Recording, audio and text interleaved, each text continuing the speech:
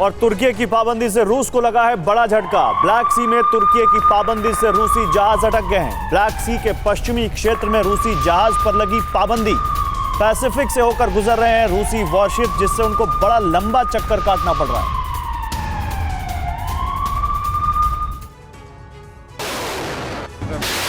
Ukraine जंग में back foot पर आए रूस के लिए तुर्की ने बड़ी मुसीबत खड़ी कर रखी है। दरअसल तुर्की के कदम से रूस के पश्चिमी काला सागर में ऑपरेट करने पर रोक लग गई है।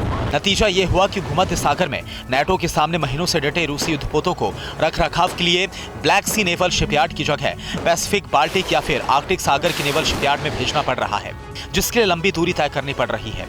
यह आकलन है इंटरनेशनल वॉरशिप्स फ्लीट रिव्यू के संपादक और नेवल एक्सपर्ट लेन बैलेंटाइन का।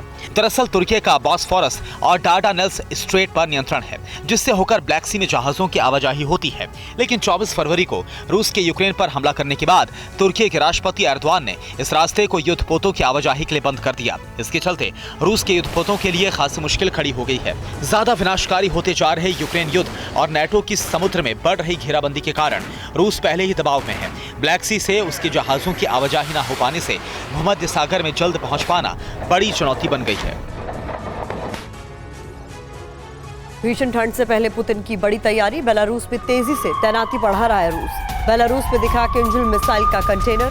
सैटेलाइट तस्वीरों से रूसी तैनाती का खुलासा हुआ।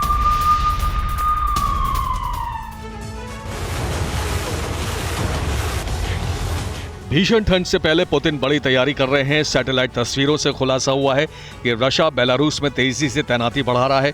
साथ ही किंजल मिसाइल का कंटेनर भी दिखाई दिया है। सैटेलाइट तस्वीरों में रूस का बेस, किंजल मिसाइल कंटेनर और टैंक आर्टिलरी के साथ रूस की सैन्य तैनाती दिखाई दी। अब आपको बताते हैं जिस घातक किंजल का जिक्र किया जा रहा है, आखिर क्यों उसे युद्ध के मैदान में खूबियों की खदान कहा जाता है। हाइपरसोनिक परमाणु मिसाइल किंजल 2017 से रूसी सेना में तैनात है। आवाज की गति से 10 गुना तेज है।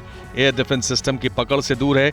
रडार को चकमा देने में माहिर है। किंजल की स्पीड 12,000 किलोमीटर प्रति घंटे है। इसकी रेंज 2,000 किलोमीटर है। पेलोड 480 किलोग्राम है। लंबाई 8 मीटर, वजन 43,000 किलो और चौड़ाई 1 मीटर है। जंग के आगाज से ही बेलारूस यूक्रेन के खिलाफ रहा है।